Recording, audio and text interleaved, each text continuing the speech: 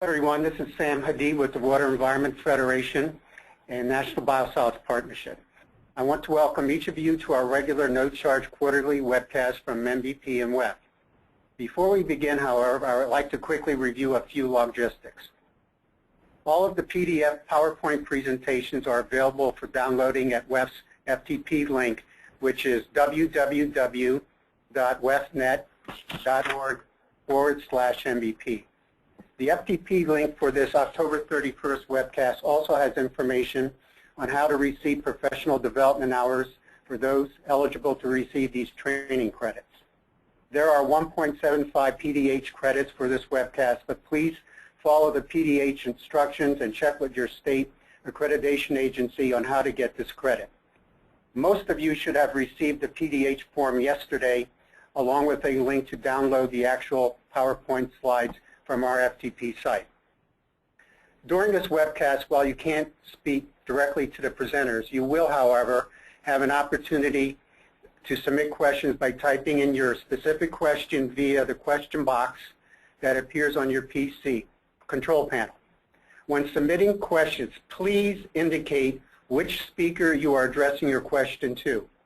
We will be accumulating questions and direct them to the appropriate speakers at the end of this webcast.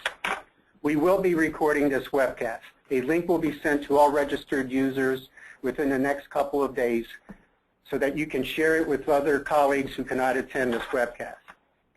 We believe that today's presentation will be informative. Upon exiting this webcast, there is a webcast evaluation form that we would like you to fill out. To receive the PDH certificate, complete the form that is on the FTP site or in the email you received from WEF yesterday. Your feedback on this webcast is important and helps identify the topics for future MVP webcasts that are timely and helpful to you. The theme of today's MVP webcast is Biosolids 101, Fundamentals of Practice. Before we start, I just want to go over a few brief items.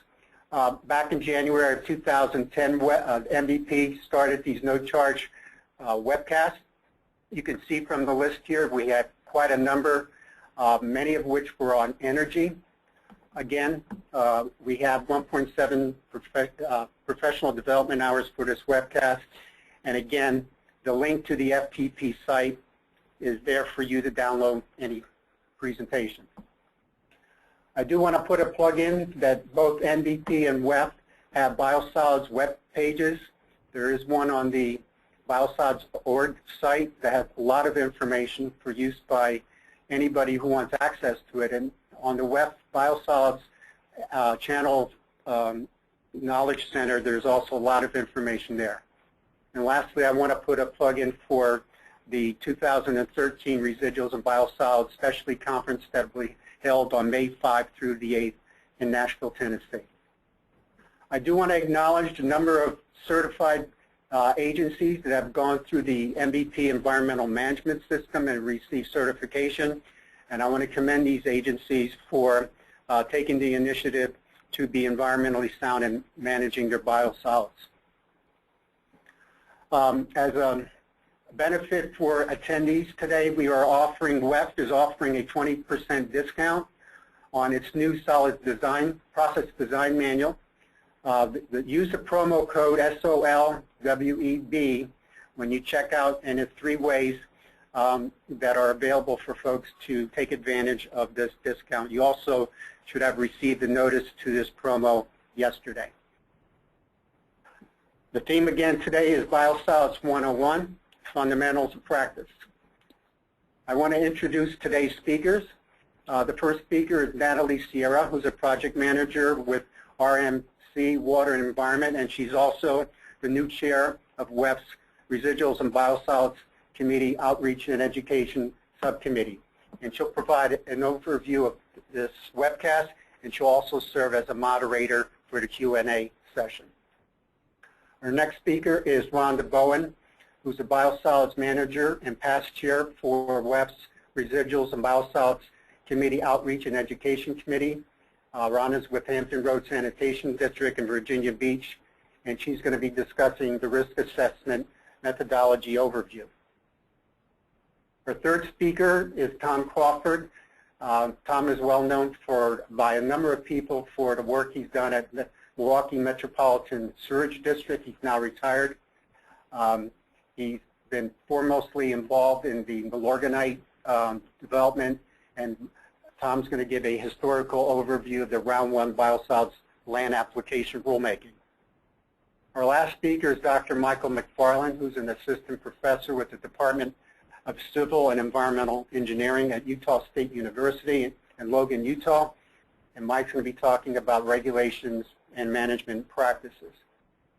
And with that, I'll turn it over to Natalie Steer for an introduction to this webcast. Natalie, take it away. Thanks a lot, Sam. Hi, everyone. I'm just going to provide a few overview slides before we launch into the deep technical information. Next slide.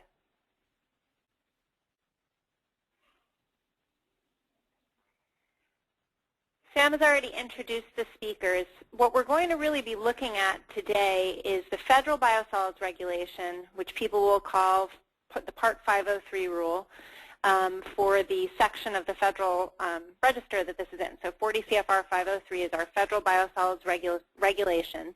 Individual states can add on to that, but this is the baseline regulation that's the standard for biosolids use across the country. Our focus today is really on land application because that's where slightly over half of the biosolids in this country are going.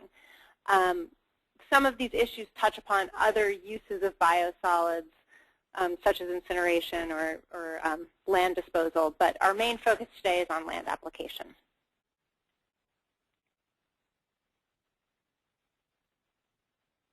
Next slide.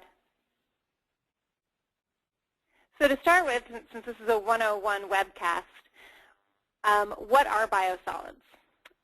They are different from sewage sludge, so we're talking about stabilized. Here it says digested. They can be lime stabilized as well. Semi-solid residuals from primary and secondary treatment. So usually when we're using the word biosolids, we're using it to designate treated solids, and we'll use the term sludge for untreated solids. That way we can distinguish whether the product we have at hand can be used beneficially, as with biosolids. Biosolids have a lot of great attributes. Some utilities combust them for energy, but a lot of utilities recycle them to land, making use of their inherent plant nutrients such as nitrogen, phosphorus, and trace metals. Speakers today are going to talk about two classes of biosolids that are designated in the 503 rule, Class B and Class A. Now, just because they're labeled Class B and Class A doesn't mean that one is necessarily better than the other, but they do distinguish between pathogen destruction. So for Class B biosolids, you have reduced pathogens, but they're still there. And within the 503 rule are some site restrictions and management practices that help mitigate any public health risk from the pathogens that might be present. Class A biosolids are considered to be virtually pathogen-free. Next slide.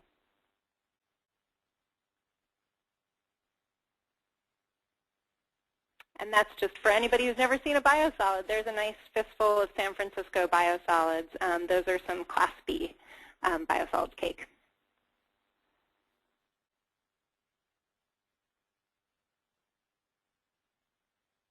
As I mentioned before, the federal regulation covers a couple of different activities related to biosolids. Land application is a pretty common practice, and so that's recycling biosolids to land, using them as a soil amendment or fertilizer. Some utilities go a step further, and out of their biosolids, so the previous slide you saw a picture of biosolids cake. Some utilities take that material even further and compost it or pelletize it or make soil blends, and those can be distributed, provided they meet certain quality metrics. They can be distributed or sold in bags or in bulk to landscapers and things like that. 503 also regulates surface disposal and incineration, although there have been some changes to how biosolids sewage sludge incinerators are regulated.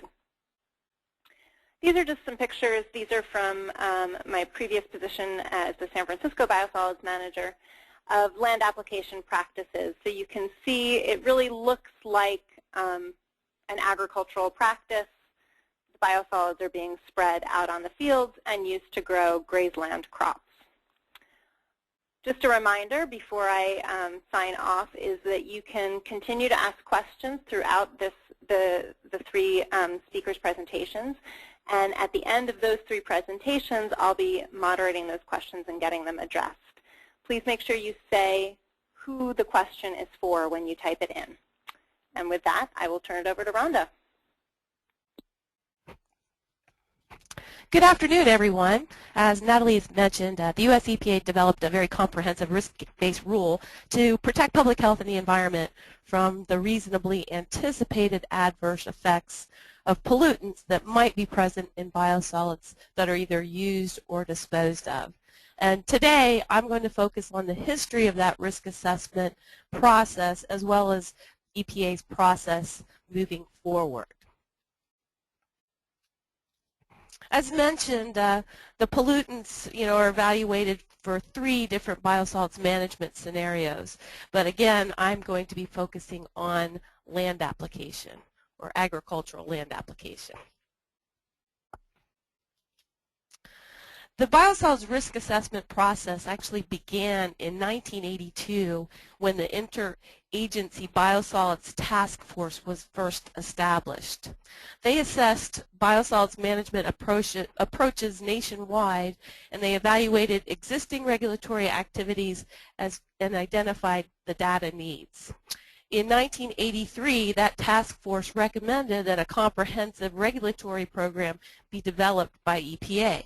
And they identified several key components for the program, which included determining which pollutants should be regulated, developing risk assessment methods, determining risk-based pollutant limits and appropriate management practices to protect public health and the environment, and finally, issuing a comprehensive risk-based regulation.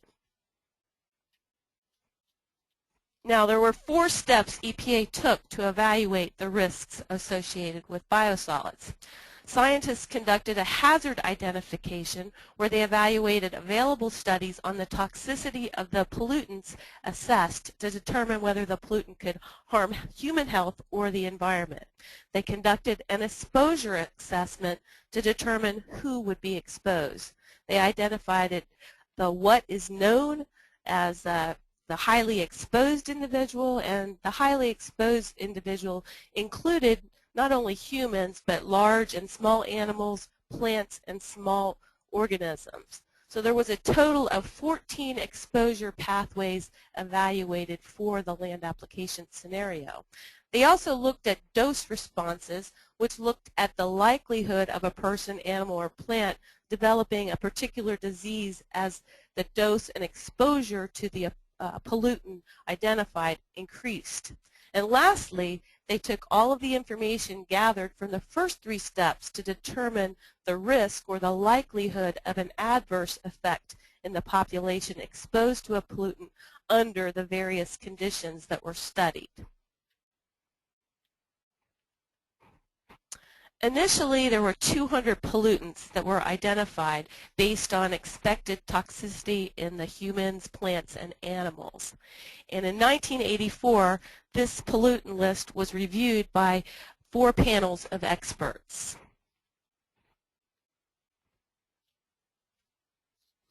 Next slide. The panel of experts recommended that 50 pollutants be placed on the list to be further studied. This recommendation was based on the probability of a pollutant being toxic when exposure occurred and the likelihood that exposure was associated with the biosolid's use or disposal. Scientists had to rely on the availability of toxicity and exposure data as well as their best professional judgment in assessing the risks. The environmental profile that was developed for each of the 50 pollutants included a compilation of data on toxicity, occurrence, and fate and transport effect. Frequency and concentration of pollutants was obtained from the 40 city study, which was considered at that time the best source of data available. A hazard index and ranking was also conducted on each of the 50 pollutants. The pollutant and pathway combinations with hazard indices less than 1 were dropped from further consideration. However, if there was a hazard index greater than 1, this indicated that a pollutant was potentially toxic and therefore there was a need for further evaluation.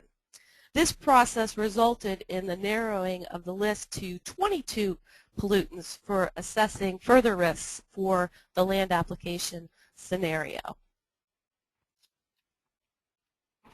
After EPA conducted the worst-case hazard profile assessment, a science advisory board made up of the most elite scientists in the field of soil science was established to review the risk assessment methodology and to make further recommendations. Realizing some of the limitations of the 40-city study, EPA conducted a much more representative evaluation of biosolids from POTWs across the U.S. Via the National Sewage Sludge Survey. So after they gathered this information, the initial Part 503 rule was published for public comment. That occurred actually in February 6, 1989.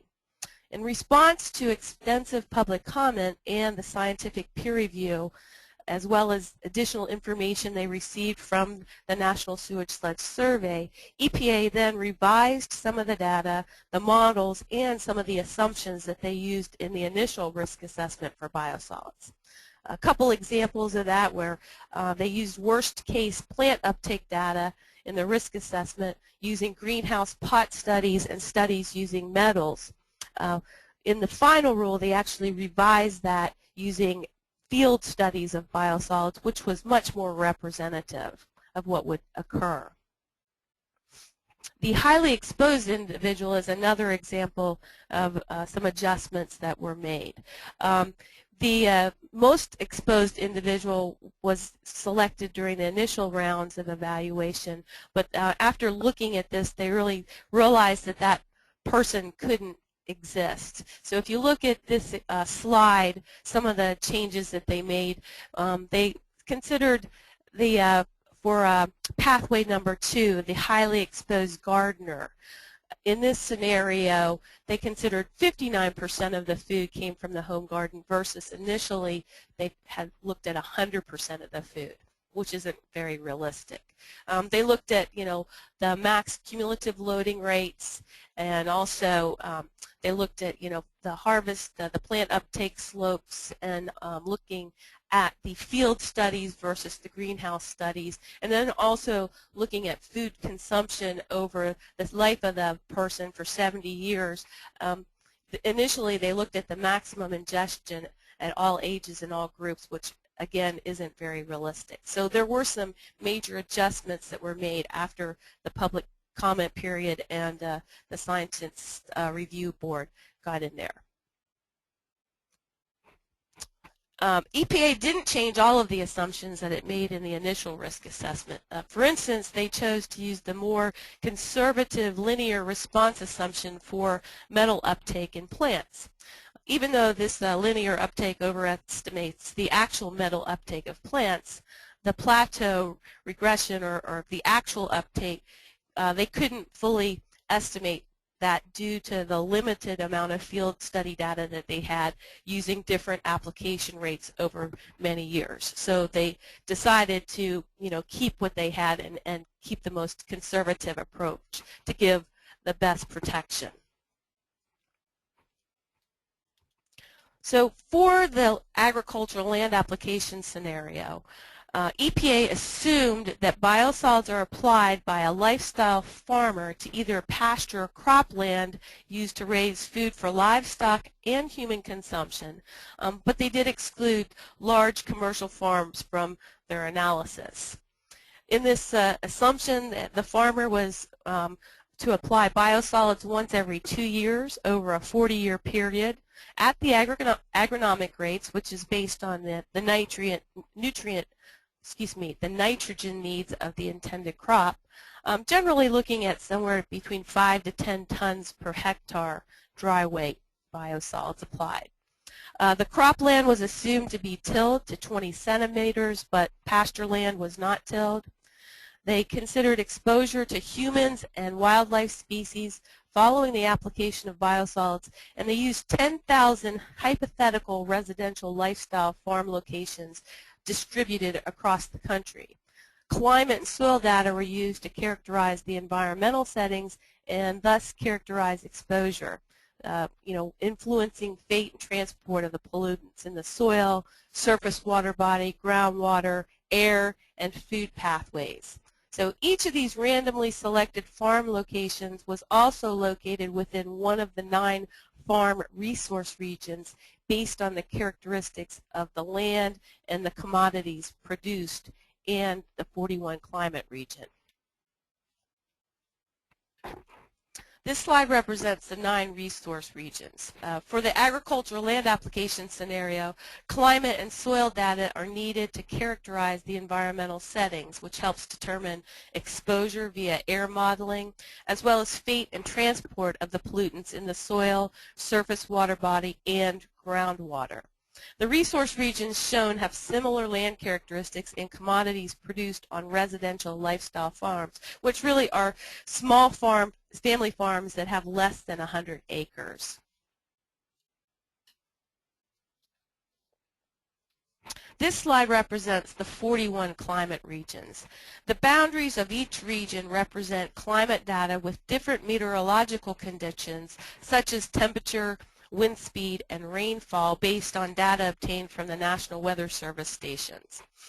For land application of biosolids throughout the United States, the combinations of the regional meteorological data and soil data for the 9 resource regions are intended to capture variability across the United States. So both the climate regions and the resource regions are used together to create a data set that reflects the probability of the presence of a crop or pasture farm for each combination of climate and resource region.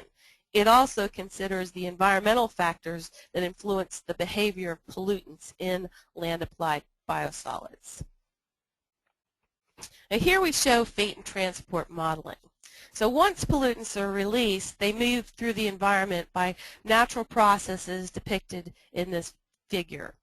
Fate and transport models are a series of computer-based algorithms that solve either numerically or analytically the underlying equations that predict chemical movement and partitioning to various environmental media due to natural forces. The result is a simulation of chemical movement in the environment and a prediction of the concentration of a chemical at specific locations that are called exposure points. And we have exposure points for air, water, sediment, soil, and food. As mentioned previously, the land application exposure model considers exposure to humans and wildlife species following the application of biosolids using 10,000 hypothetical residential lifestyle farms. Again, farms that are less than 100 acres, and they're distributed across the country. The site layout shows a hypothetical setting with either crops or pasture land and water bodies associated with each farm. So the farm pond is located adjacent to a biosolids amended land and receives runoff and erosion directly from the biosolids amended land. The farm pond is the site of all ecological receptor exposures and is also used for recreational fishing by the farm family. In addition, there's a second water body which is known as an index reservoir, and it's used to evaluate drinking water exposures. These water bodies receive runoff from agricultural land, which biosolids have received both fertilizer and a soil amendment. And they use the index reservoir that they used is the Shipman City Lake in Shipman, Indiana. This particular reservoir has an area of 13 acres. It's 9 feet deep and has a watershed area of 427 acres. This particular model is also used to model pesticide and groundwater exposure. So the hypothetical farm, again, sits on a 427-acre watershed that supports other farms in addition to the model farm that also apply biosolids. And these farms are assumed to occupy up to 80% of the 427-acre watershed. So a lot of things looking at this exposure risk model. There were other exposures looked at in the risk assessment. And here we have the risk assessment for biosolids that evaluated 14 different pathways of potential exposure. I'm not going to go over all 14 of them, but as you can see, we've got pathway number 1 that looks at human lifetime ingestion of plants grown in biosolids amended soil. We have child ingesting biosolids, and I'll go over a few of these just to give you a better sense. So here we have biosolids exposure pathway 1. And this represents the human, except for the home gardener, and their lifetime ingestion of plants grown in biosolids amended soil. And in this scenario, a significant portion of certain crops are eaten by the farm family and have been grown on the biosolids enriched soil. This is biosolids exposure pathway number 3, indicating direct exposure to soil, and it's a child ingesting the biosolids. So children are an important subpopulation to consider in any kind of risk assessment because they're likely to be more susceptible to exposure than adults. So compared to adults, children may consume more per unit of body weight, and this higher intake rate to body weight ratio can result in a higher average daily dose for children than for adults. And as a child matures, their physical characteristics and behavior patterns also change. So in order to capture these changes in the analysis, the life of the child is considered at various stages. There's ages 1 to 5, ages 6 to 11, ages 12 to 19, and ages 20 to 70. So the distributions for the 20 to 70-year-old are the same as those used for adult receptors. In biosolids exposure pathway number 4, this represents the human lifetime ingestion of animal products, meats and other products from animals raised on forage grown on biosolids amended soil. Also factored in is human consumption of wild meat, such as deer, that was foraging in the area where the biosolids were applied. This is biosolids exposure pathway number 12, which represents indirect aquatic exposure. This particular scenario looks at human lifetime ingestion of fish containing pollutants in biosolids and the human lifetime consumption of surface water containing pollutants in biosolids. For biosolids exposure pathway number 10, we have indirect terrestrial exposure that involves wildlife and predators that are foraging on soil organisms which have been exposed to the biosolids amended soils. The exposure assumes that species forage and feed entirely in the area receiving biosolids applications. The only place they want to eat because the biosolids grow such great tasting food. Biosolids exposure pathway 8 estimates the plant toxicity due to direct exposure to soil and taking up pollutants when grown in the biosolids amended soils. So biosolids can cause direct toxicity or growth reduction in certain sensitive plants, and all of this has been taken into account in this risk assessment. And this represents 2 biosolids exposure pathways, actually pathway number 13 and 14, which involves direct exposure to air and groundwater. So in this scenario, human lifetime risks are estimated via the inhalation of pollutants in biosolids that have volatilized into the ambient air and the groundwater as a source of drinking water. So the human lifetime risks are estimated resulting from consumption of drinking water from groundwater directly below the land application field. When we take all of this information and put it together, the most limiting pathway for each of the 9 regulated trace elements was used to develop pollutant concentration limits and the lifetime loading rate standards for the regulated metals. For example, the greatest risk to a targeted organism from lead is a child directly ingesting biosolids that have been applied to the soil. The pollutant limits are therefore based on estimates of childhood soil consumption that EPA considered conservative. they predict a greater impact on human health than is likely to occur. Ingestion of biosolids is the most limiting pathway for 5 of the trace elements. That's arsenic, cadmium, lead, and selenium. We also, and mercury, I'm sorry.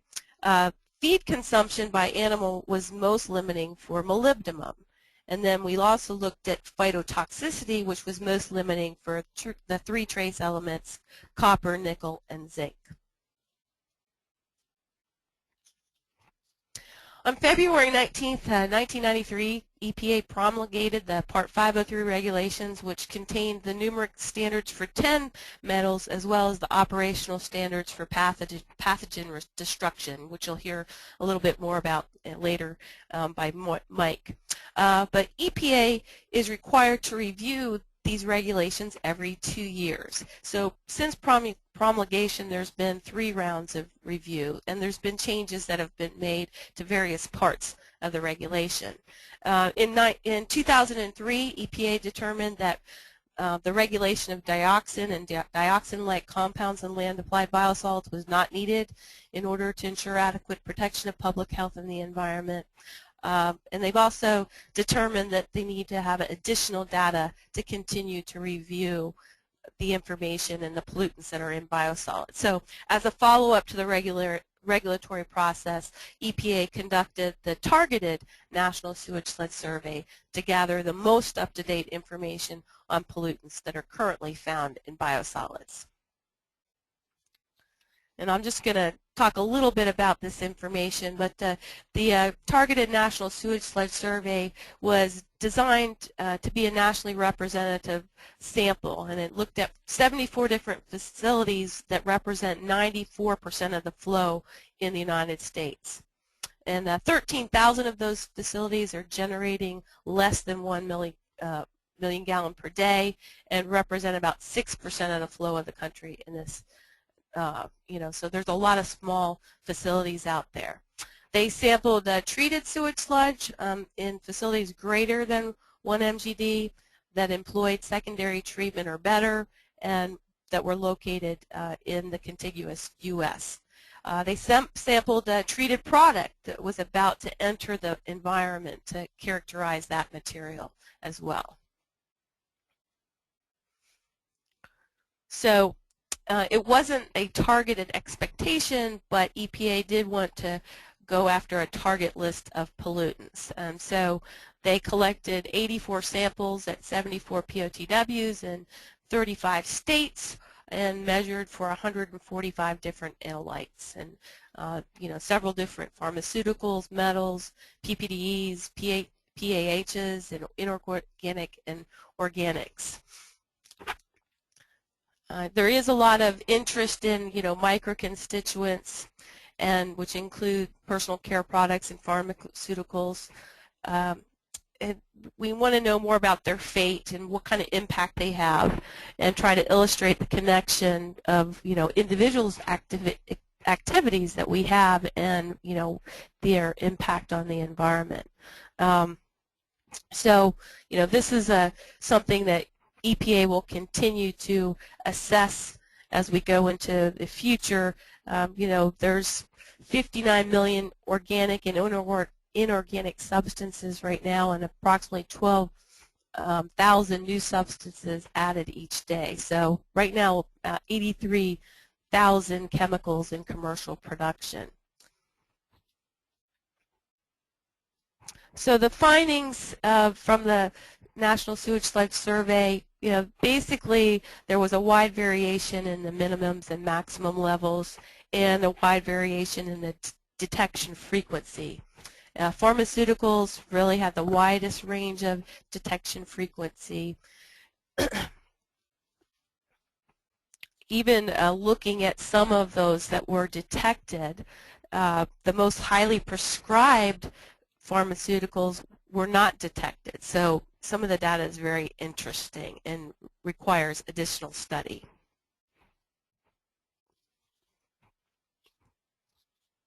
Just a list of some of the different.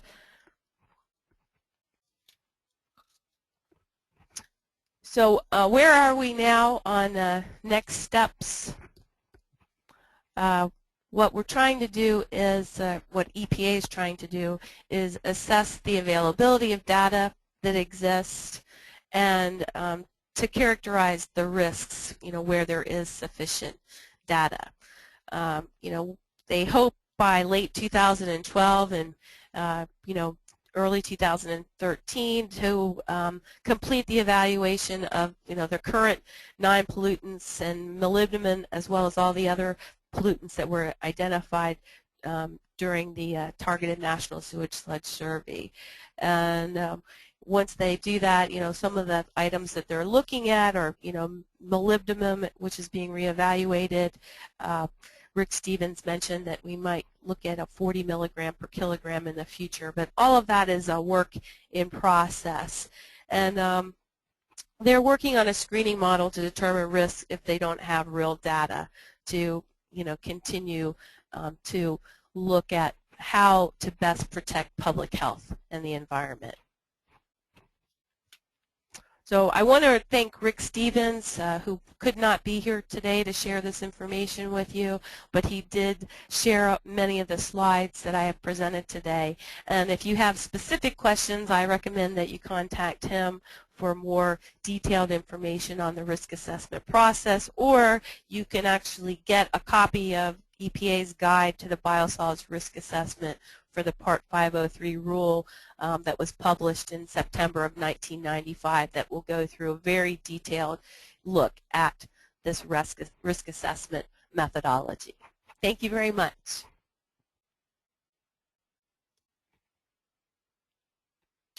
Hello. And here's Tom.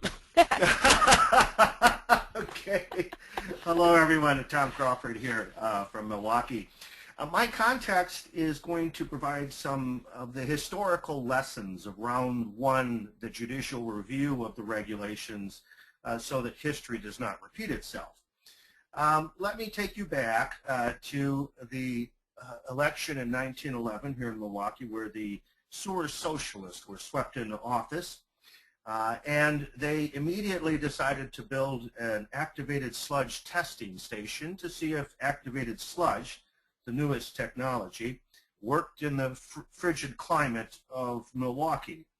They also took trips to Europe. They looked at sludge and biosolids management there. They found that some of the German treatment plants had cylindrical dryers, which would produce about a 65% solid that was very much sought after by the local farmers. So in 1922, the Metropolitan Sewage District provided research funding for a fellowship at the University of Wisconsin to decide whether heat-dried pellets could be a valuable and commercially marketable fertilizer comparable to the other organics of the day, dried blood, tankage, fish scraps, cotton meal, and so on. And in 1926, the first boxcar of Milorganite pellets was shipped to market. Those pellets were typically 95% dry on average and were quite acceptable for consumers to handle and use on their property.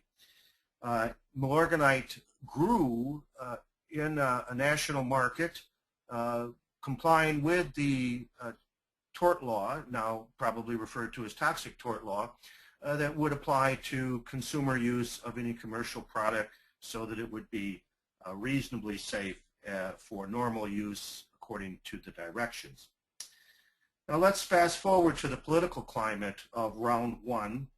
You have to go back to the Reagan years and before, and it's important to note that biosolids was not a divisive partisan issue, Democrat versus Republican. As we were lobbying and submitting comments to EPA and to the Office of Management and Budget in the latter days of the proposed regulations, we were able to convince the George H.W. Bush administration's Office of Management and Budget that EPA's statistically derived caps for chromium in particular were just going to shut us down and put us out of business with all of our leather tanners in Milwaukee. And EPA did back off the 98th percentile cap that they were proposing based on the National Sewage Sludge Survey, and they came out with final regs that had the 99th percentile. Now, before risk assessment, there really were no numeric limits for pollutants from any environmental agency for land application, certainly not from Milorganite. It was marketed as a fertilizer. It walked and talked like a fertilizer. It fit within the fertilizer labeling regulation, which was about promising nitrogen, phosphorus, and potassium, and not cheating people on what you promised was in the bag. In the 1970s, cadmium came up as an issue, in part because cadmium was of a concern to some states in their fertilizer regulations in order to keep cadmium out of tobacco crops, because tobacco was a food crop, and there was concern about keeping the tobacco out of the soil since the plant had great uptake of the cadmium. There was a controversy with Milorganite national marketing when Maryland proposed the first environmental agency permit in the late 1970s and early 1980s. And there was actually a negotiated limit that said we won't ship anything over 50 parts per million cadmium to the state of Maryland. It forced Milwaukee to adopt a local cadmium limit in advance of any of the federal categorical standards that were coming down the pipe. The categorical standards, as we know, were promulgated as part of the pretreatment program. Pretreatment matters, and it matured, and pretreatment eliminated many of the concerns and objections about the possible safety for high levels of metals. We need to advance the slide here. And instead of having a pretreatment, you could have any amount of metal show up. Pretreatment then got things down to sort of a more predictable limit. There was a major round of enforcement for pretreatment, and it forced the local agencies and Clean Water Act permit holders to get serious about enforcing pretreatment. The next slide should be round one petitions for review, or it could be domestic sewage matters. Let's see. Oh, I see where I am here. Let's go to domestic sewage. As we were, as the federal government was looking at how to regulate biosolids, a critical decision was made that is present in probably all of your state laws.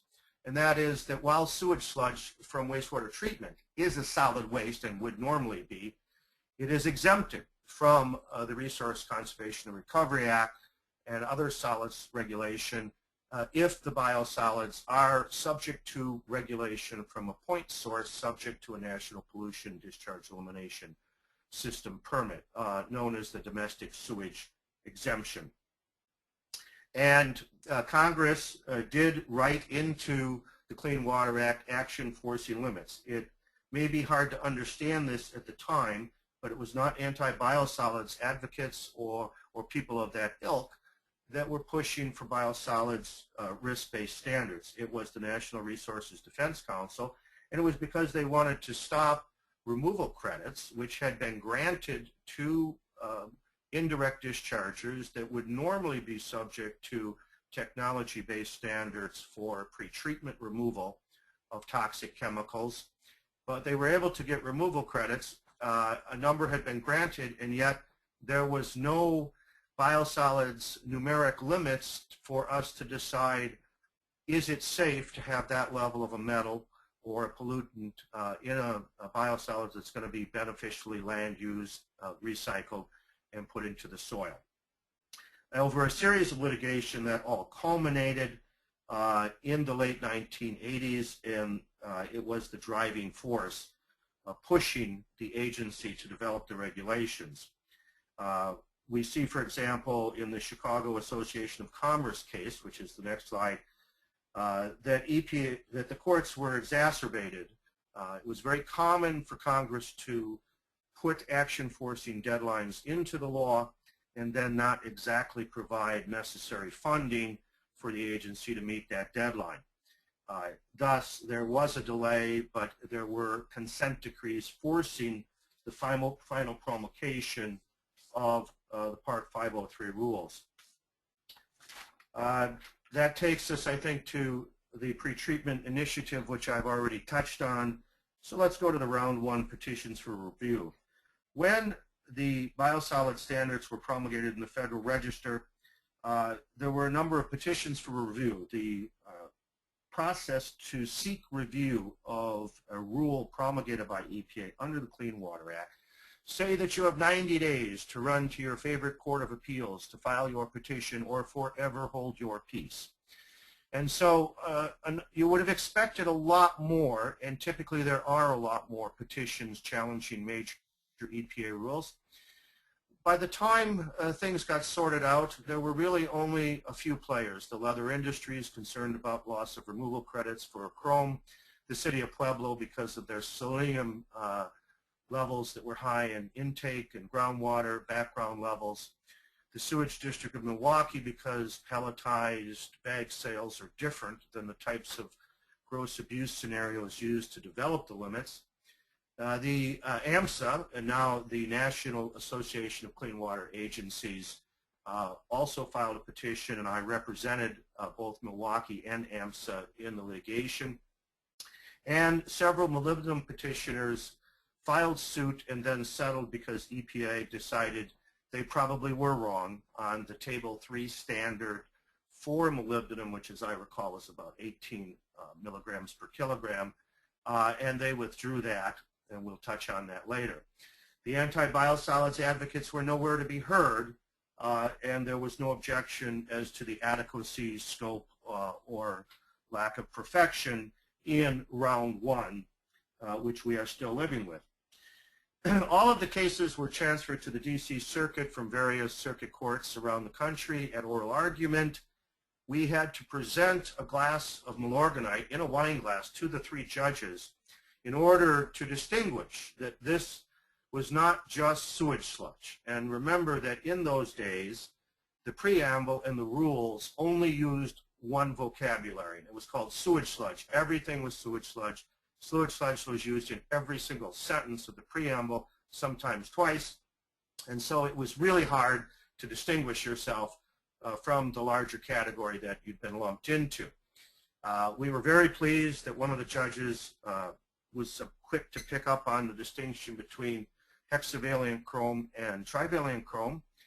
And the court focused on whether EPA had followed the risk science instead of simply giving lip service to the argument that we need an additional margin of safety for the 99th percentile. So in terms of the summary of the argument, we presented that gross abuse doesn't really apply to heat dried. It should have its own category.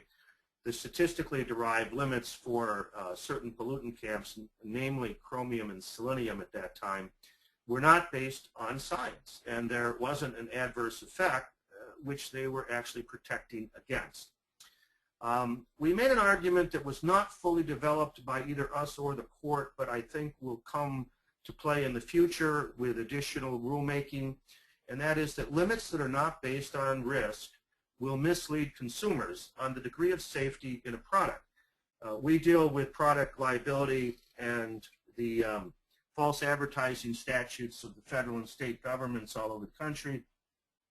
And if you misdescribe an attribute of a product, a specific attribute, that is false advertising. And we didn't think the government under the First Amendment could force us to say that.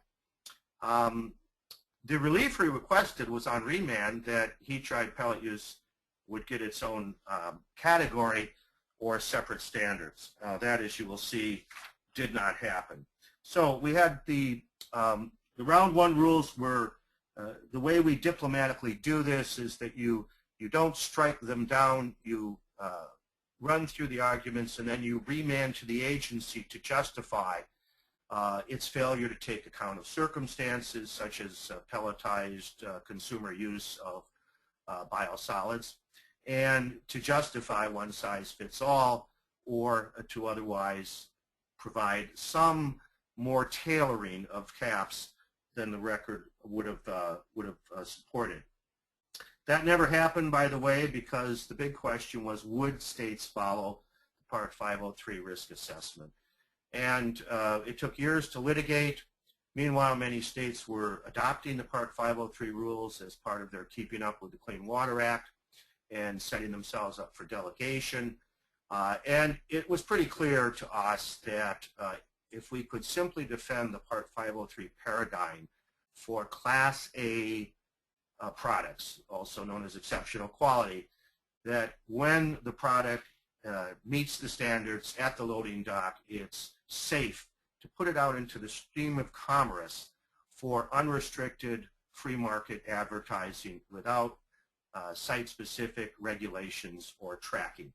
So the big question was how many states would adopt and stick with the Part 503 paradigm, which in essence was awfully good considering the small number of issues at the margin, namely the 99th percentile, that had provoked judicial review. So the chromium limit was an example of one case where EPA management, and this is, I mean, above and beyond the Office of Water, we had never had any complaint with the people in the biosolids group that were working on the science. They were always open-minded to the data. But there were others in the bureaucracy higher up the feeding chain there at EPA that looked at the numbers as part of the process and thought that they were too generous for land application compared to numbers that were being put out by the agency under the Superfund and RCRA programs for how clean is clean and what should a cleanup standard be. So the court did decide, based upon the non-pica toddler soil consumption pathway, I'm sorry, they didn't decide that. They decided that there just really wasn't any evidence that the caps would prevent any risk that was relevant for chromium. And on remand, and this was back in October of 1995, the agency repealed all limits, both statistically derived and risk-based for chromium. On the question of selenium, the city of Pueblo, it's a classic, you win, but you take nothing out of your win, because Pueblo was arguing that naturally high selenium prevented them from meeting the standard. The 99th percentile, which was the 36 milligrams per kilogram, was set aside as not being risk-based, so that left them with the 100 milligrams per kilogram selenium limit in Table 1. And the court said, you're going to have to go back. If you want to continue to apply to highway medium strips, which have a low potential for toddlers to be crossing them, and this got quite a laugh in the courtroom, then you're going to have to talk to EPA. We won't invalidate the entire rule because it is slightly overbroad. You need to petition for a specific exemption. That never happened, probably never would have happened, and as I understand it, Pueblo now is co-disposing in a landfill and has gone away from beneficial use. The court for the future, and this is really your take-home lesson from the litigation, is that EPA, under the language that Congress has mandated, must base its standards on risk. And having a more restrictive level of protection is meaningless and illegal if there's nothing to protect from. So this is sort of the golden rule. This is an argument that I have presented and had needed to present in many state rulemaking proceedings since then. I suspect that it will come up again. How much safety is safe, the ultimate precautionary principle that we deal with all the time now. And this is, molybdenum, as we know, was based upon the molybdenosis pathway, which is the copper deficient cow that is out there grazing with the negligent farmer who fails to provide mineral supplements to free-ranging cattle. This is a pathway that forced some very tight limits. Those limits are gone, have been stayed by EPA, as I mentioned. And what it looks like is that based upon the best science, which is got a couple of agency authors and co-authors in there, is that 44 milligrams per kilogram, rounded down to 40, would provide limitation for grazing ruminants. That's going to be the limit. A couple of states have already adopted that when they went through the revisions of their rulemaking. Finally, it's important to note that pollutants that are eligible for removal credits are provided in Part 403. That's not a typo. It's 403, the General Pretreatment Regulations. Appendix G lists PCBs, for example, as eligible for a removal credit. Kind of a shocking concept in my view. It turns out that, and I doubt that any sewage agency would really want to grant a removal credit, since most of us prohibit PCBs at a detectable limit from anybody that has them in their process or pipeline. I will point out to you that the 4.6 in the appendix is actually incorrect. The number was corrected by Dr. Cheney and O'Connor, and 2.3 is the corrected number, which is a small correction. And that's for the air chlors, by the way. That does not speak to the dioxin-like PCB congeners, which were dealt with in round 2 of EPA's risk assessment. So in summary here, we have seen very few corrections, major changes to the 1993 rule. The paradigm between bulk application, subject to management practices, site-specific, and exceptional quality marketing and distribution, or Class A, which is meet the quality requirements at the loading dock and then go out and compete, is a well-founded paradigm that has worked well and been widely accepted. We also know that pretreatment works. At Milwaukee, cadmium has gone down to 2 and 3 parts per million, essentially background levels for domestic sewage. The impact or fingerprints of the industrial waste are simply lacking and no longer of concern. We do have the new concern about the trace organics, but it's hard to be too concerned about them when they've already passed through a human being for the most part. We have not seen harm from biosolids land application since 1993. We didn't see it before, but we haven't seen it since, and even the possibilities of it have gone down dramatically because of the TAG team impact of pretreatment and biosolids management and monitoring. So it's not surprising that Milorganite sales continue to be widely accepted, and we don't sell to the organic food certification folks. We don't certify or misrepresent ourselves that way, and so there's no conflict of interest there. I could go on, but I think it's time to turn it over to Professor McFarland to give us some of those gory details about bulk land application of biosolids. Mike? Okay, well, thank you very much, Tom. As Sam and Natalie mentioned, today I'm going to be talking primarily about the regulations and management practices. As indicated on the next slide, and as has been mentioned previously, this term biosolids reflects the beneficial characteristics of the residual solids generated from municipal wastewater treatment. And the beneficial characteristics that we're most interested in are the fertilizer value and the soil conditioning value of biosolids. It should also be pointed out that the Part 503 regulations also apply to the land application of domestic septage. Now, in the next slide, we identify a number of different types of beneficial uses of biosolids on land, from agricultural land for food production, land application of biosolids for pasture and rangeland, land applications to disturbed land, public contact sites, home lawns, and gardens.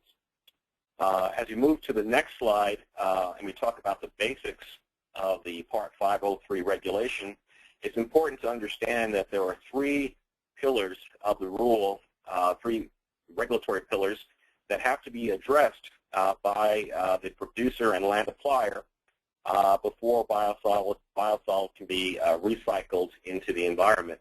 These pillars include pollutant limits, the pathogen control class, Class A or Class B, and then finally vector attraction reduction level.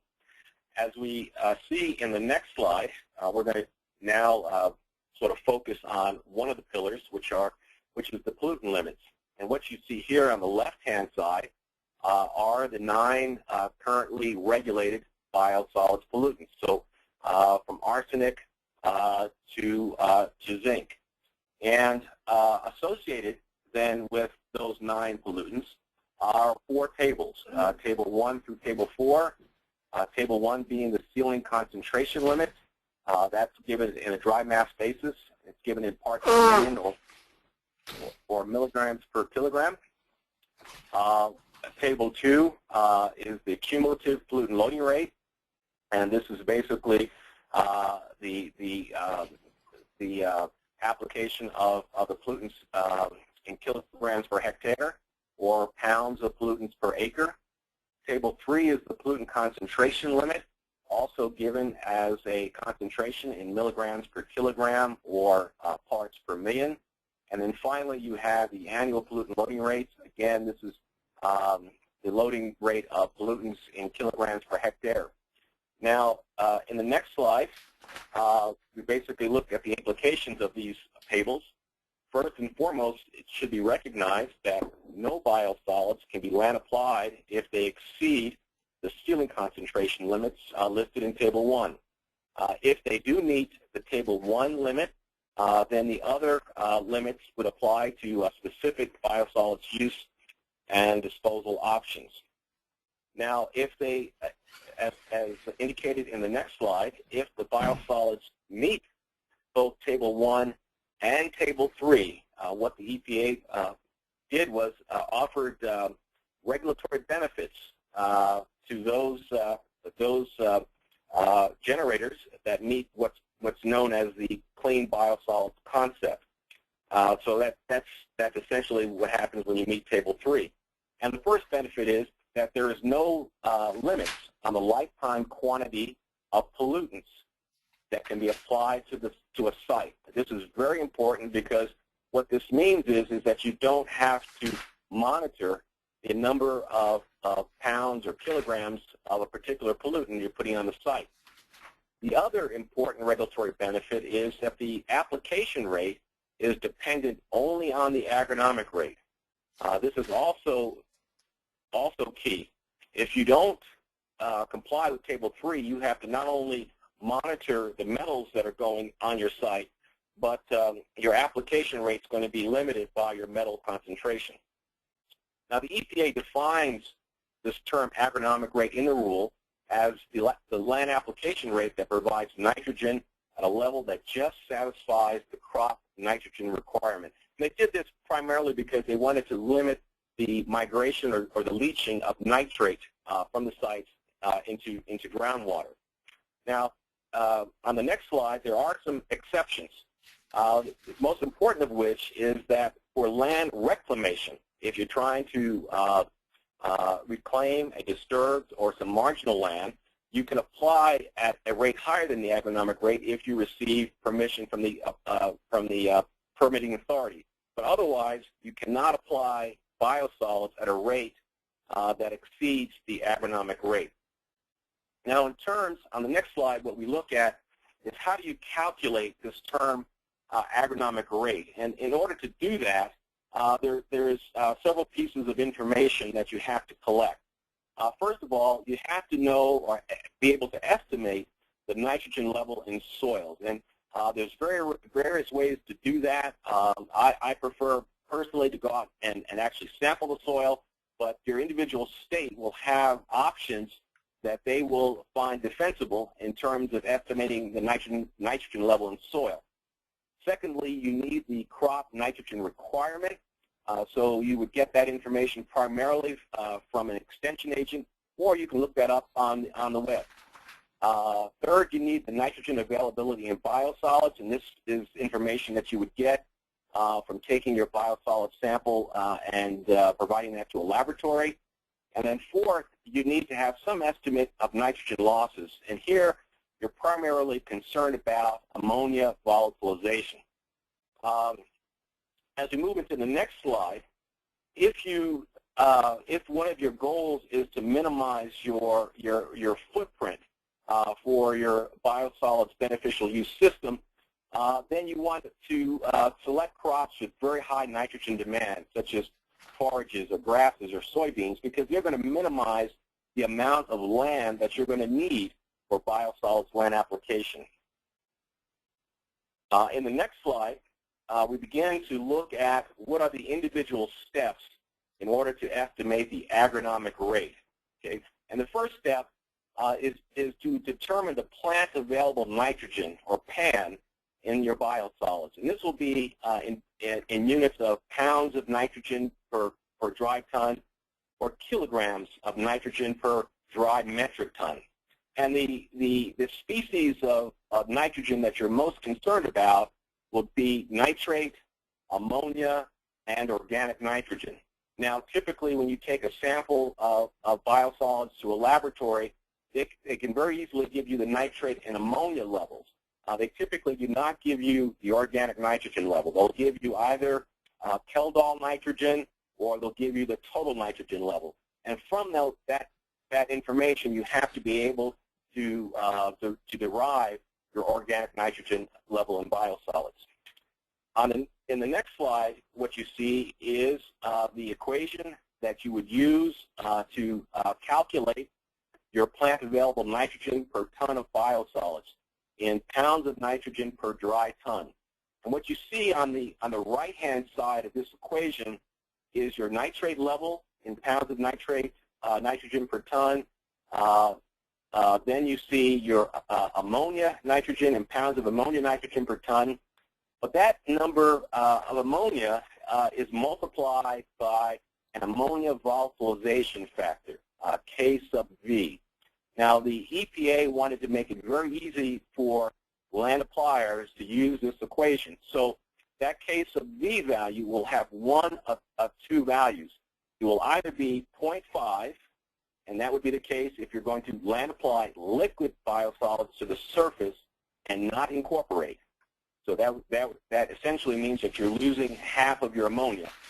And if it's not liquid biosolids that are simply surface applied, but liquid biosolids that may be incorporated or dewatered biosolids that are land applied, the K sub V value would have the value of 1. The final term in that equation is your organic nitrogen number in pounds of organic nitrogen per ton, and that's multiplied by a mineralization factor. And that's going to depend on the type of biosolids that you're land applying. But typically that number is going to be somewhere between 1 and 0.3. Now, on the next two slides, basically what we're doing is just summarizing what we just said, that in terms of the volatilization factor, it will be 0.5 if you have liquid biosolids that you're surface applying, or 1 if it's liquid that's soil injected, or dewatered material would also be 1. In the next slide, we look at the mineralization factors, and you can see here, typically it's going to be of the value of 0.1 to about 0.3 for the biosolids that are typically land applied. And this just reflects the sort of the recalcitrance of the nitrogen species in your biosolids. So composted biosolids basically are available. They leach out at a much slower rate than the other products. If we move then to the next slide, we talk about the next step in estimating the agronomic rate. And to do that, you have to determine the residual nitrogen level in soil. And what we typically look at here is the nitrogen level in the upper 7 to 10 inches, which is basically the plow layer. And so you're looking for the nitrogen level in that layer, and you want to reflect that in pounds of nitrogen per acre. Now, as I said before, I typically recommend taking soil measurements because they're fairly inexpensive, but you can also, the EPA allows you to model the mineralization of organic nitrogen in soil, and therefore estimate what might be there. Your state and local extension agent would also have approaches that could be adopted, but somehow you have to be able to estimate what nitrogen level there is in soil in order to calculate the agronomic rate. In the next slide, we mentioned the types of species of nitrogen that you're most concerned about in soil. You're most concerned about the nitrate and the ammonia, because these are the species of nitrogen that can be taken up by the crops fairly quickly. And you want to be able to convert those numbers that you get from your laboratory, if you're taking soil samples, that typically you'll get a number of parts per million or milligram of nitrogen per kilogram. And you have to be able to convert that to pounds of nitrogen per acre, so you also need the soil bulk density. So if you don't want to go through these types of calculations, your state or local extension agent may be able to give you ways of getting to this number without having to get soil samples. At any rate, the next slide gives us the final step in estimating the agronomic rate, and that is to identify the crop. What's the crop that you're going to grow, and then what is the nitrogen requirement of that crop in pounds of nitrogen per acre. And again, that information would be available from your extension agent or getting that from the web or going to your local library to look that up. In the next slide, what we have is the final equation that you would use to estimate the agronomic rate in dry tons per acre. And what you see here on the right-hand side in the denominator, you have the plant available nitrogen per ton of biosolids, which you've been able to estimate from doing your analysis on the biosolids. And then in the numerator, you have what's called the adjusted nitrogen requirement. And what that basically is the crop requirement of nitrogen in pounds of nitrogen per acre minus the residual, what's in the soil. And the difference there is your adjusted nitrogen requirement. So you divide one by the other, and you get your agronomic rate in dry tons per acre. Okay, so that gives you a prescription of how to get that very important number. If we now move back to this issue of pollutant limits, when you comply with Table 1, but you exceed Table 3, when that occurs, you're going to now have to estimate the pollutant levels that you're applying on the site. And what that means is that you have to take into account now what's called the cumulative pollutant loading rate limits, and that's Table 2 in the 503 regulations. Now, once that CPLR number is reached for any pollutant, no more biosolids may be land applied to that particular site. In the next slide, again, when you have a limitation based on metals, or in this case pollutants, the land applier must determine the site life given a biosolids application rate or an application rate given a design site life. And so those are pieces of information that you have to supply to your regulator if you do not comply with Table 3. Okay, so now we're going to shift gears a little bit. In the next slide, in addition to meeting those pollutant limits, all land-applied biosolids must meet either Class A or Class B pathogen control criteria. It's important to recognize that if you're applying to lawns or home gardens or any situation where there's extensive public access, you must meet the Class A pathogen reduction criteria. In the next slide, we describe that Class A. Class A requires that pathogen concentrations are maintained below detectable levels, where Class B requires that the pathogen levels are unlikely to pose a threat to public health and the environment, but there is a risk that you may have human pathogens in the Class B product. In terms of the quantification of Class A and Class B, in the next slide we actually identify what those limits are. And you can see here in Class A we have specific limits for Salmonella species, enteric viruses, and viable helminth ova, which are the worm eggs. And then for Class B, we have a limit on fecal coliforms.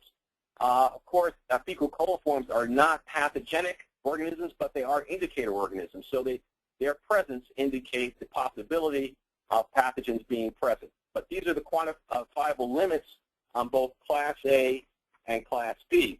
Now, in terms of how you meet Class A pathogen limits, if you look at the next slide, the EPA gives you 6 alternatives to meet Class A. The first is use of time temperature process.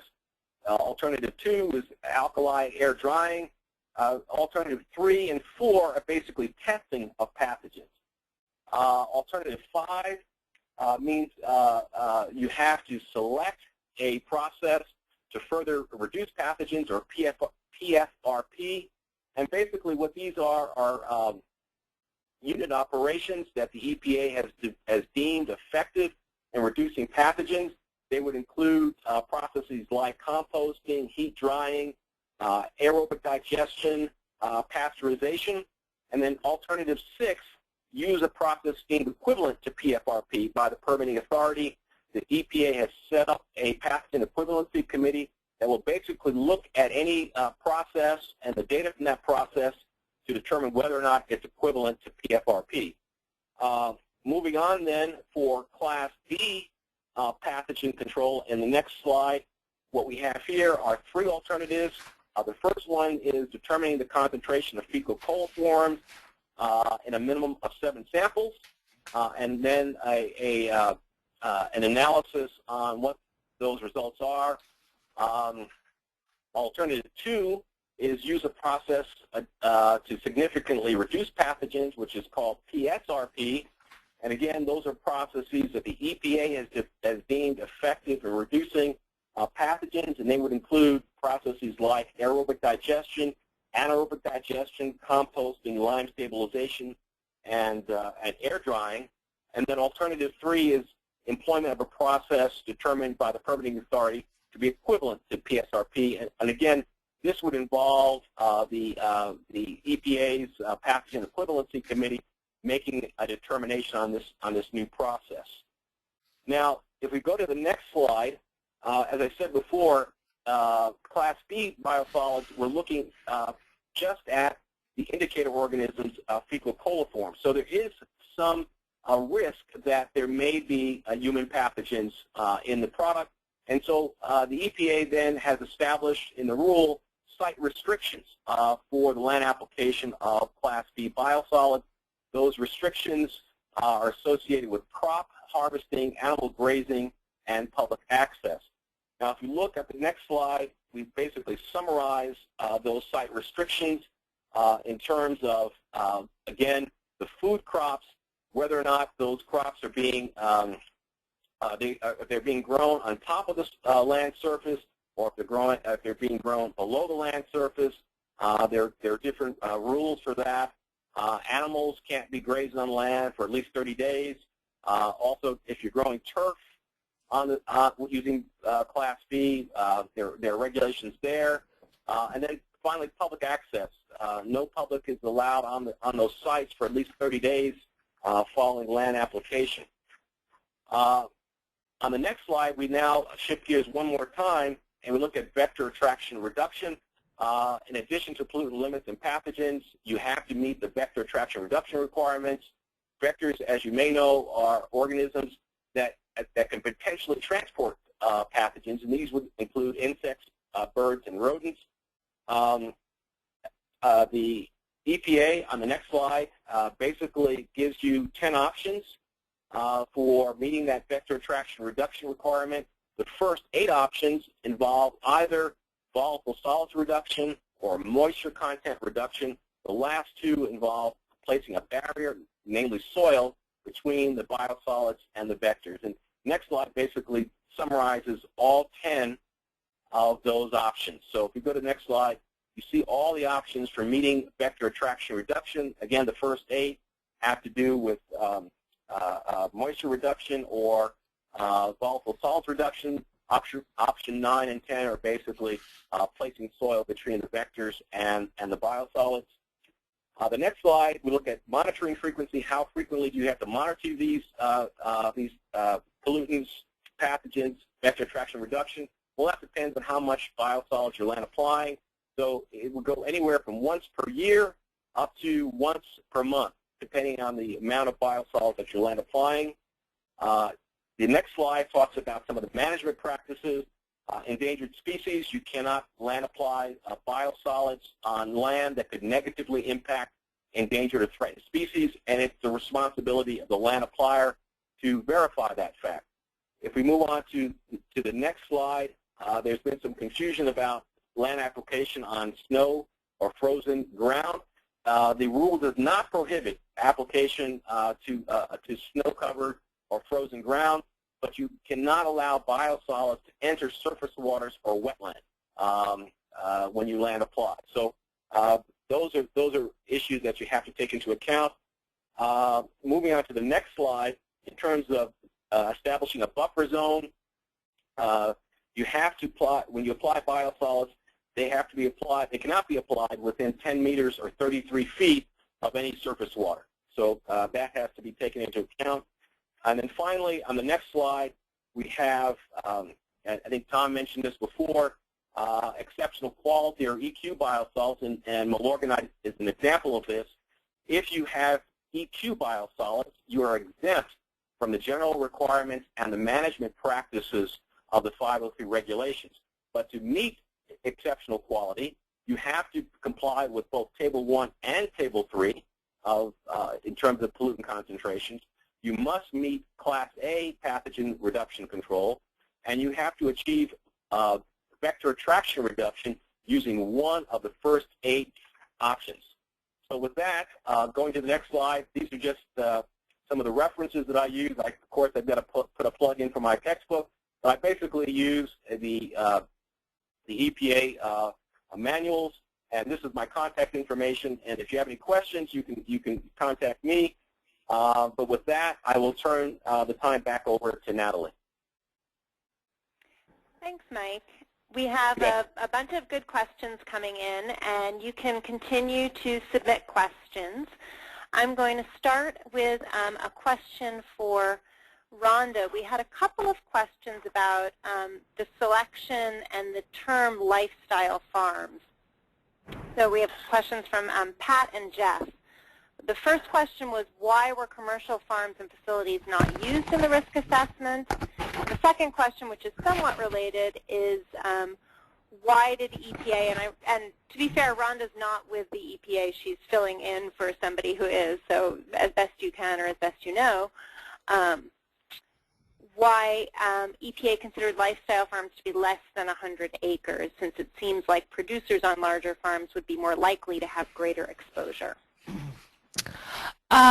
I believe, and again, I am not with the EPA, but I think they were trying to take into consideration initially looking at the most exposed individual. And I think the idea was that on these family farms, there was a highly likelihood that this farm family would be the ones that would be growing their own food, that would be using the resources available to them on the land, i.e. a farm pond for their fish, their drinking water sources. So in looking at those types of considerations in a risk assessment, that type of individual would be categorized as the more exposed individual. And again, there was, once they went through this risk assessment and they evaluated the data, they changed it from the most exposed to a highly exposed, which gave some more realistic considerations that I discussed. But I think the idea was that the family farmer would really be more exposed than, say, people on a commercial farm. Thanks, Rhonda. The next question is for Tom from Michael. He says that in Pennsylvania, they've land applied Class B biosolids to an agricultural site for a number of years. And the local municipality recently instituted an ordinance requiring the landowner accepting the biosolids to post a significant bond. He's asking, do 503 regulations allow for this type of local regulation? And I would expand that to say, have you come across this in your many years of experience?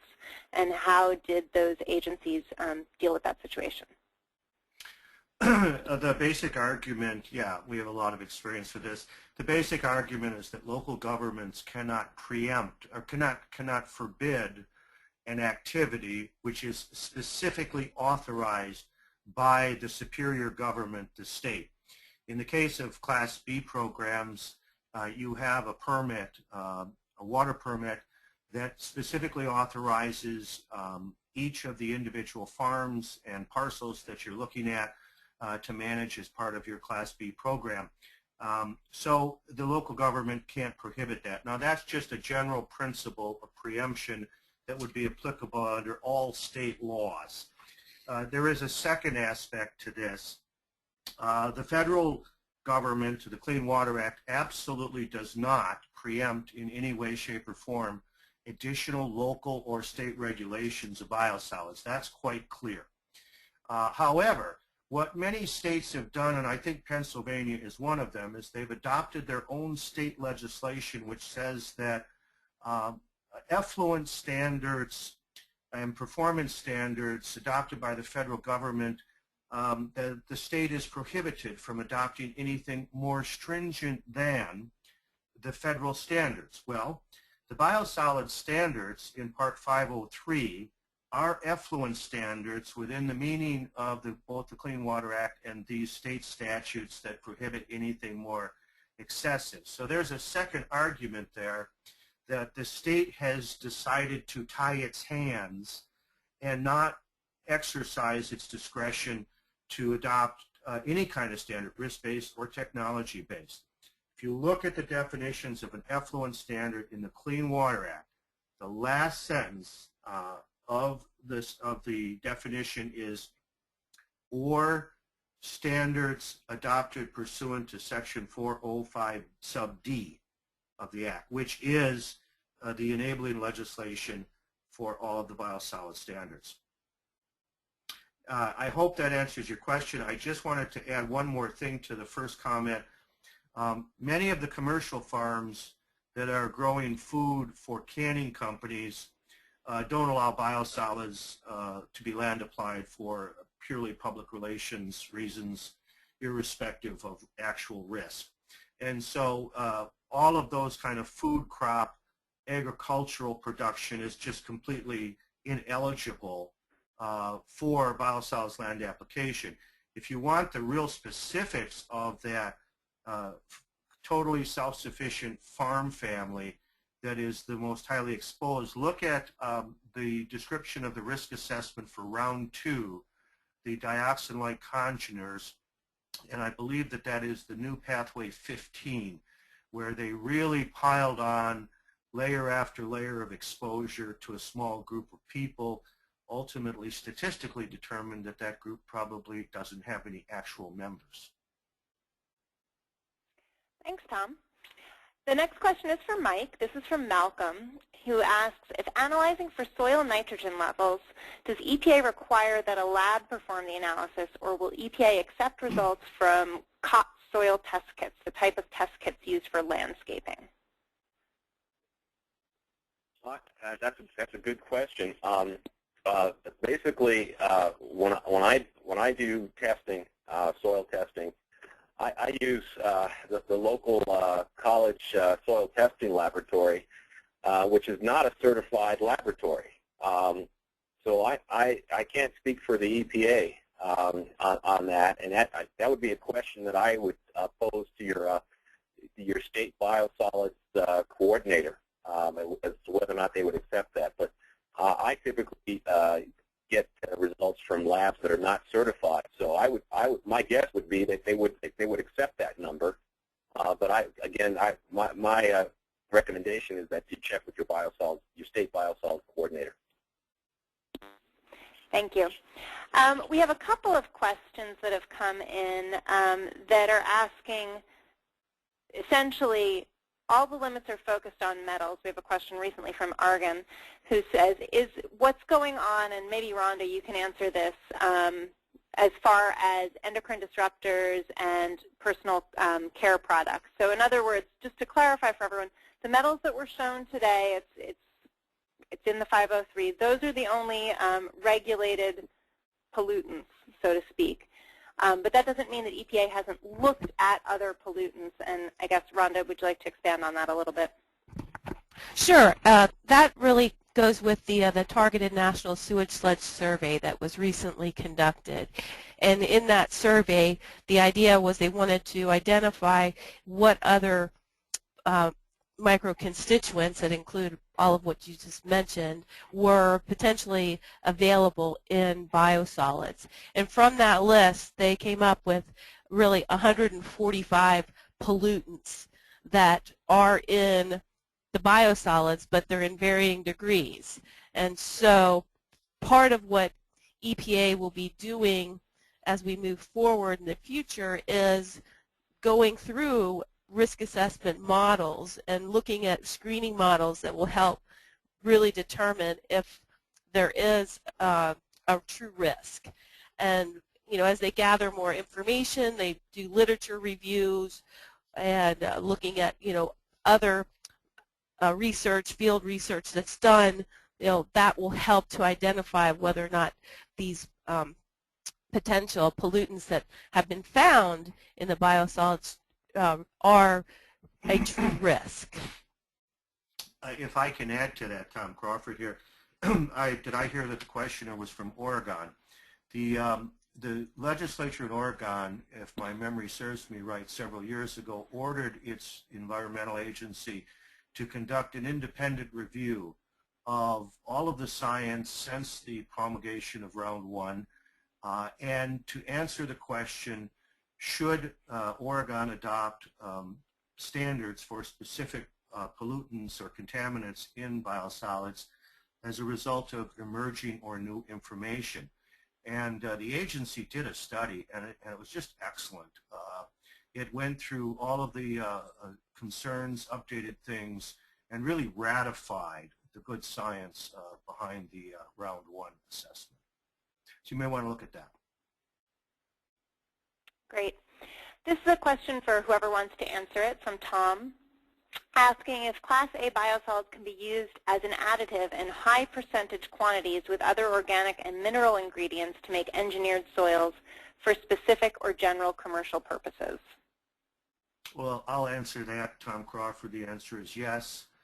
When you leave the loading dock as a Class A pellet or similar material, you are outside the regulatory confines.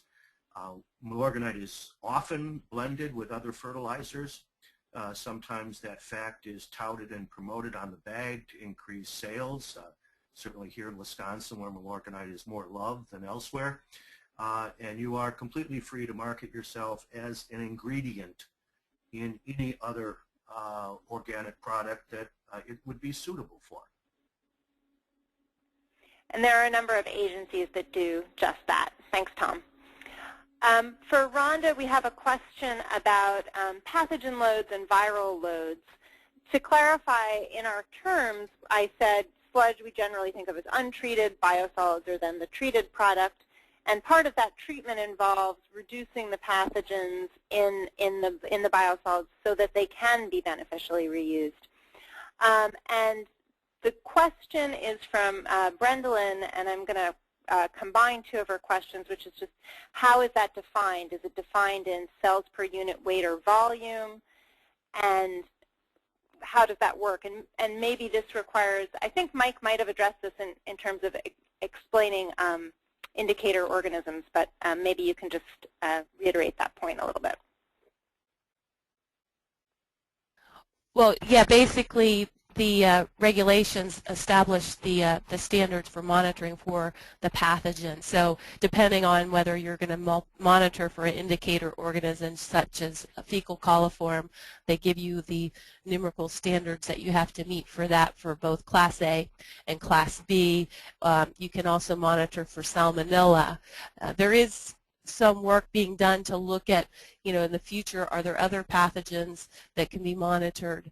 And, that's something that EPA has looked at and will continue to look at. But currently, your choices are really for the pathogens, either fecal coliform or salmonella for a Class A type product, fecal coliform for the Class B. But again, you also don't have to, for Class B, monitor for the pathogens. You can use different options, and some of those options are operational parameters. So for instance, if you have anaerobic digesters, you can use the time and temperature regimes that are established to show and demonstrate that you have met the pathogen destruction requirements. Thanks. Next question is for Mike from Roberta. Regarding ammonia volatilization, which can be significant from surface-applied dewatered biosolids, Roberta is asking, it seems like that should be closer to 100% than the no loss shown in your slide. Can you elaborate? That's a very good question.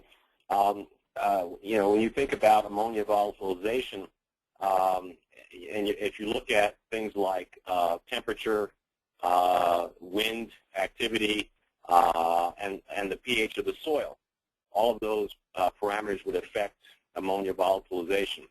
And the EPA recognized that fact. But they also recognized that they didn't want to put an undue burden on land appliers. And so they wanted to make the application of biosolids, they wanted to protect, namely protect public health and the environment, but they also didn't want to establish an excess burden on land appliers. And so the decision there was to make things as easy as possible. And that is why when you look at the volatilization factors, except for surface application of liquids, where you're just putting a liquid out, no incorporation, everything else is going to be 100% retention of your ammonia.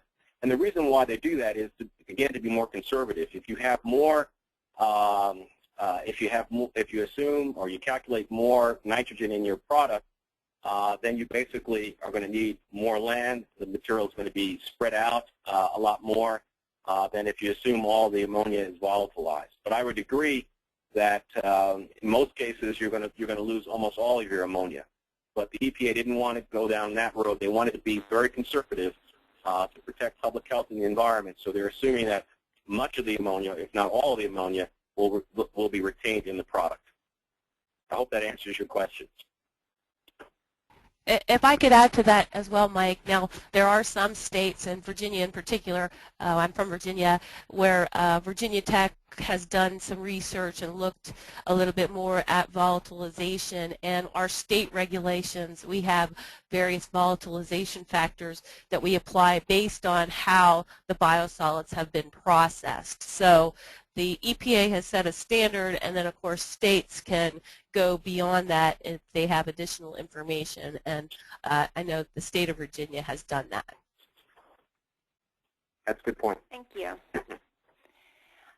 One more question, again, for whoever would like to answer. This is from Richard. He asks, if a composter accepts only biosolids that have met the Table 3 pollutant levels from multiple facilities, does the composter have to retest the pollutants to demonstrate the compliance with pollutant limits? In other words, it's a regional composting facility where multiple agencies are sending their biosolids, and all those biosolids meet the Table 3 pollutant levels. Is that sufficient in terms of the composter's obligations to sample? I'm hearing. I would say no. The obligation is on the final product that's being distributed. So it doesn't, as a generator, you're required to provide the composter with information on the quality of the biosolids, but the end product, the compost product that is made from the various biosolid sources, that material has to be sampled to demonstrate compliance with the Class A criteria. I thought I heard two components to that question. Metals, I would not think there would be any need to resample a blended product which was the composition of products that all met the Table 3 limits. You could do the math and you could see that you're not going to create more metals by virtue of combining smaller quantities. But the second part of the issue is, what about pathogen requirements? And compost has a potential for regrowth. And so I would think it would be in the best interest, as a matter of consumer protection, irrespective of what you think the federal or state laws are, that you would do some resampling of the pathogens using one of the indicators for quality control, as a matter of protecting yourself and be able to make representations to the consumer that you are sure that after the blending process there hasn't been any significant regrowth. And could I add also, this is Mike, one of the concerns, of course, when you blend several biosolids products, that may all of which meet Table 3, when you compost that material, although you're not creating any more metals, you are decreasing the amount of organic matter through the composting process.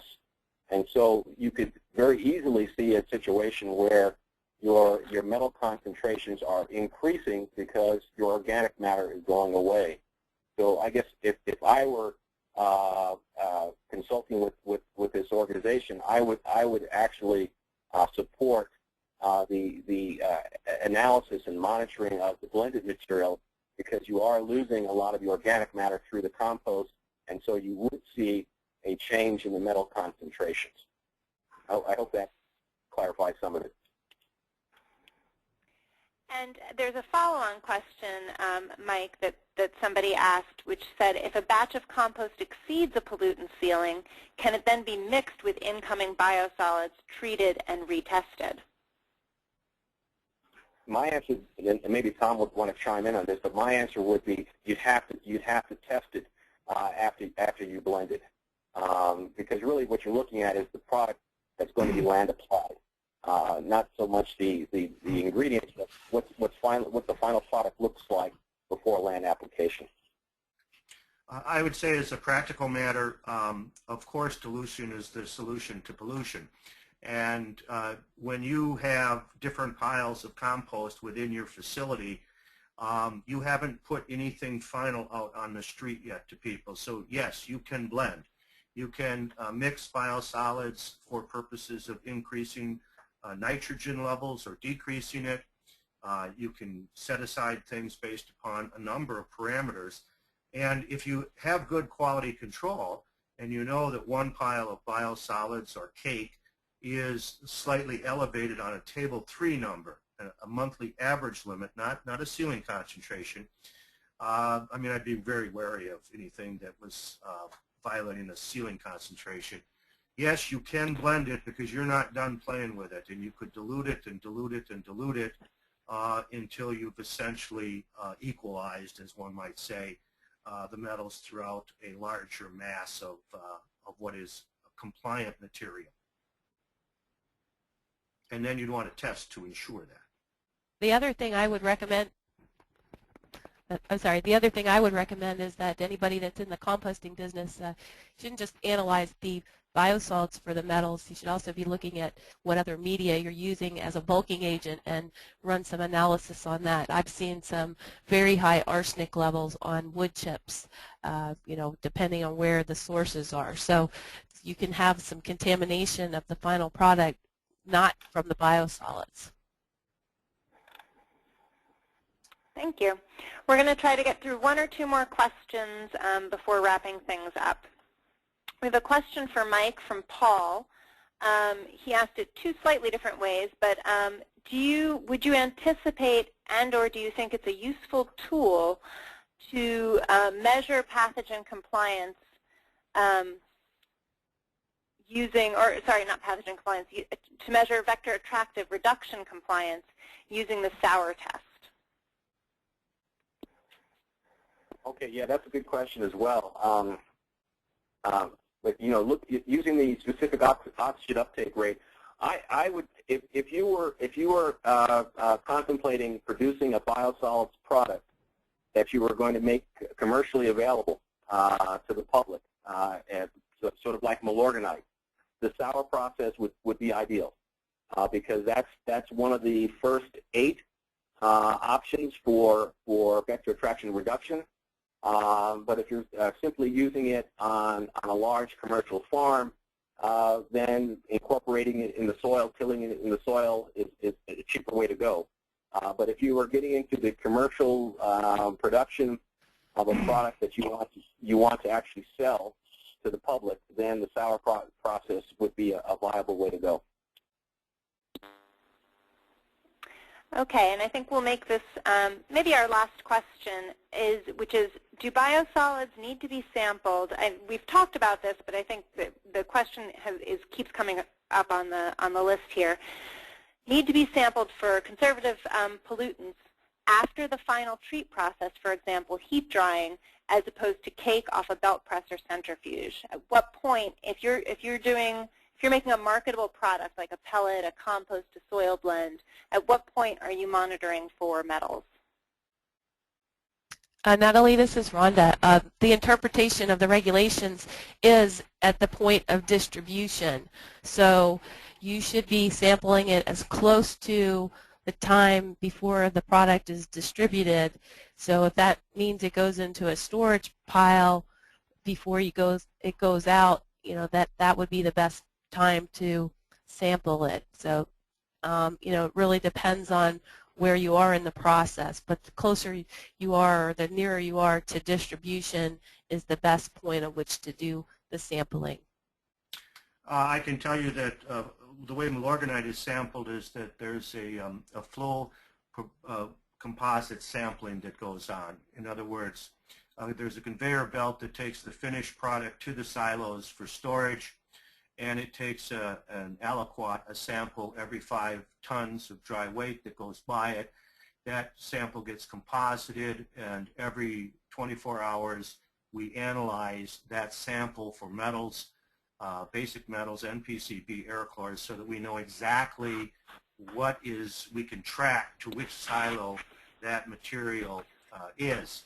And we do sample daily for metals, and that's over and beyond the federal or anybody's regulatory thing, and that's because we want that data for consumer information and for our own quality control. So the question becomes, what is representative sampling? And that's kind of a basic thing we deal in pretreatment and in other areas in terms of scientific sampling to get accuracy. Okay, one last question. This is for either Mike or Rhonda. Applying at the agronomic rate for nitrogen usually leads, this is from Jeff, usually leads to excess application of phosphorus due to the nitrogen to phosphorus ratios in biosolids in plants. The USDA and NRCS addresses this in their latest nutrient management guidelines. Do you know the status of EPA's consideration of this issue? Rhonda, do you want to take that, or do you want me to? This is my well, I can just say that I don't know that EPA is going to do anything in regards to phosphorus limits. I think that would be left up to agencies that are responsible for nutrient management. That's been the case in several of the states, the Chesapeake Bay area, where nutrients are a major concern. The individual states have taken on nutrient management criteria, and in some of those states there is limitations based on the phosphorus, and we have to look at phosphorus indexing, and depending on what the phosphorus levels are in the soil determines whether or not we can actually apply biosolids and the frequency of application as well. Yeah, and I would agree with, this is Mike, I would agree with what Rhonda just said. Now, it's important to understand that phosphorus is typically in abundance relative to nitrogen. And so when you add biosolids or you land apply biosolids, you're usually adding an excess amount of phosphorus. There's been some talk in the past about having the agronomic rate based on phosphorus, but in doing so, one of the things that would result is that you would need 3 to 4 times as much land. More importantly, I think, is the fact that if you base your agronomic rate on phosphorus, you're going to be deficient in nitrogen. So not only would you need 3 to 4 times as much land, you would also have to now supplement your biosolids land application with commercial chemical fertilizer. But as Rhonda pointed out, in some of the states, particularly back east, they're defining or deriving what's called the phosphorus site index. And so what you're looking at there is the phosphorus transportation mechanisms. You're looking at a ground slope, a soil type, precipitation level, and you're coming up with a phosphorus site index to determine the places where you would not want to land apply biosolids because the risk of phosphorus movement is too high and may impact surface water quality. So I think this has really become more of a state issue, and various states around the country are looking at developing their own phosphorus site indices to help them manage phosphorus. But in terms of biosolids, basing the agronomic rate on phosphorus would have a counterproductive effect on the beneficial use of this material in the environment. I don't know if I may have gone on too long, but I wanted to make sure I made that very clear. If I could just add to that, it's absolute. Phosphorus management is absolutely a state issue under the status quo and is almost certain to remain that way. The states that are action forcing in this tend to be subject to water quality control standards and those kinds of regulatory pressures. Florida is a classic. They've done a great deal of study there because of water quality concerns, and biosolids phosphorus has been included in those studies and has been subject to the same limitations in terms of pounds of phosphorus per acre that other sources. Now in Florida, George O'Connor at the University of Florida and others have done a lot of research recently on the differences between biosolids, phosphorus, and other nutrient sources of phosphorus. Most biosolids phosphorus is pretty tightly bound. It's not water soluble. It's not likely to move through the environment. It is likely to stay in the topsoil and stay there. Some people call that a time bomb, but the fact of the matter is it's a limited threat compared to other sources of biosolids. I think you meant to say phosphorus. Yes. Well, thanks to everyone in the panel. I'd like to thank you all for your presentations and your thoughtful answers to everyone's questions. I think everyone can see on their screen the website where they can access the PowerPoint slides that were shown today. I'm going to turn it back to Sam for any final comments. Thank you, Natalie, and thank you for moderating the Q&A session. I do want to thank Rhonda, Tom, and Mike for your excellent presentations, and I also want to thank all of our attendees for tuning in for this webcast. I hope it's been informative. In the next day or two, as I mentioned at the onset, we will be sending a link to the audio for this webcast so that you can share it with colleagues that could not attend, or if you want to listen to it again, that's your choice. I would appreciate, though, if you can kindly complete the evaluation form as you exit this webcast. There is a question for state regulators where you're asking if there's any additional information or needs that you would want from NBP WEF. We would like to get your input because it's very timely. We're working on a project that's seeking that kind of information. So with that, I want to thank everybody for attending, and we will be sending something out in the next day or two. Thank you very much.